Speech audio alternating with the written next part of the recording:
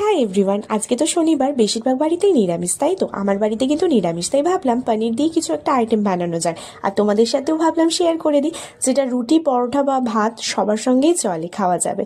তো আমি ফার্স্টে এখানে পনিরগুলোকে ভেজে নিয়েছিলাম, সবজিগুলোও কেটে নিয়েছি। দেন আমি কড়াইতে 2 চামচ ঘি দিয়ে কেটে রাখা সবজিগুলোকে ভালো করে ভেজে নিয়েছিলাম। সবজিগুলো ঘি দিয়ে ভাজলে সবজির মধ্যে একটা ঘিয়ের স্মেলটা ভালো আসে। ভেজে রাখা সবজিগুলো তুলে নিয়ে গরম কড়াইতে 2 চামচ ঘি ঢেলে নিয়ে গোটা গরম মশলাগুলো ফোড়ন নিয়ে নিয়েছিলাম। তারপরে আদা বাটা, টমেটো পেস্ট এগুলো সব দিয়ে নেড়ে চেড়ে নিচ্ছিলাম।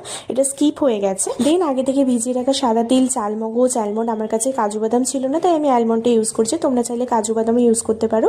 তো সেই পেস্টটা আমি দিয়ে দিয়েছিলাম। তবে সমস্ত মশলা আমি দিয়ে দিয়েছিলাম, যেমন লঙ্কা গুঁড়ো, হলুদ গুঁড়ো, জিরের গুঁড়ো, যা যা দেওয়া হয়। এছাড়াও এখানে সানরাইজের কাশ্মীরি মির্চ পাউডারটা অ্যাড করেছিলাম যাতে কালারটা ভালো আসে। ভালো করে মশলাটা কষিয়ে নিতে হবে যতক্ষণ না মশলার গা থেকে তেল ছাড়ছে। এটা আমাকে আমার ঠাকুমা শিখিয়েছেন। অনেকেই হয়তো জানো মশলার গা থেকে কতটা তেল ছেড়েছে। এরপর ভেজে রাখা সবজিগুলো ঢেলে ভালো করে নেড়ে চেড়ে মিক্স করে নিতে হবে যাতে মশলাগুলো সবজির গায়ে পুরোপুরি লেগে যায়। কিছুক্ষণ ফুটিয়ে নেওয়ার পরে হয়ে গেলে নামানোর আগে শেষে গরম মশলা গুঁড়ো, কাসুরি মেথি, 2 চামচ ঘি আমি অ্যাড করে নিয়েছিলাম। তো তোমরা নবরত্ন রেসিপিটা অবশ্যই বাড়িতে বানিয়ে দেখতে পারো। একদম অনুষ্ঠান বাড়ির মতোই হয়েছিল খেতে, দারুণ টেস্ট হয়েছিল। আর আমি রান্না করতে ভীষণ ভালোবাসি। আমার এরকম রান্নার ভিডিও দেখতে চাইলে আমাকে অবশ্যই কমেন্ট করে, ভালো লেগে থাকলে লাইক করে দিও। এরকম ভিডিও দেখতে চাইলে নতুন চ্যানেলটাকে সাবস্ক্রাইব করে দিও। চলো বাই।